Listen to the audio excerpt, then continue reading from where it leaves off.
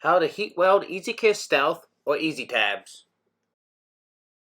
Hey guys, today we're going to visit about welding on the Stealth cuff or the EasyTab.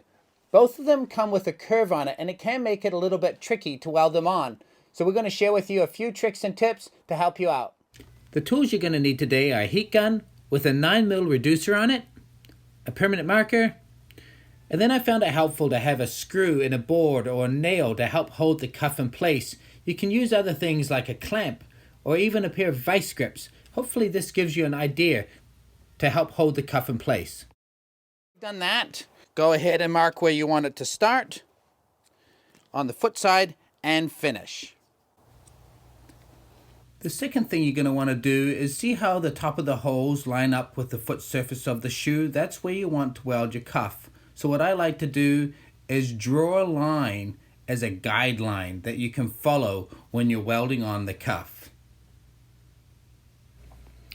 Once you've attached your cuff to the surface that you're going to weld on, then go ahead and practice pushing the shoe down on the cuff and kind of just rolling it on in. I'm going to go ahead and place my shoe and cuff together where I want it to start. My heat gun is up to heat, 1000 degrees. Notice how my heat gun's pointing right in at the V. Going to bring this up to heat. And I'm also going to heat up the first little bit on the front side of my line here and bring it up to a welding heat, just to the melt, plastic becomes the melt. Okay, both are at a welding heat. When I compress these two together, as it gets warmer, it will be easier to push the plastic around.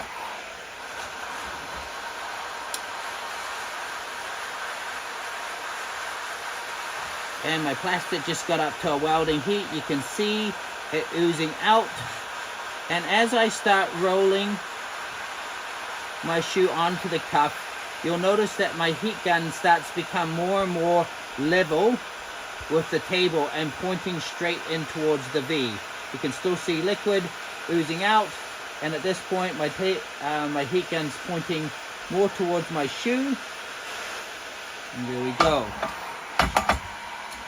I can release my vice grips, compress my heel into the table.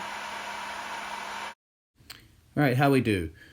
We have our guide in line with our shoe. Our weld has no air bubbles in it. It's nice and clear. We just need to grind the bottom of our cuff back to the shoe and weld on the other side. If you don't have a grinder, you can just use your rasp to file off the excess material down here. I'm going to use my grinder today just for efficiency and grind back just the bottom third of the cuff into the shoe.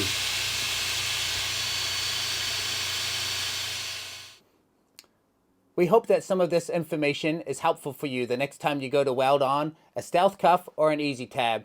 Thanks for tuning in. Cheerio!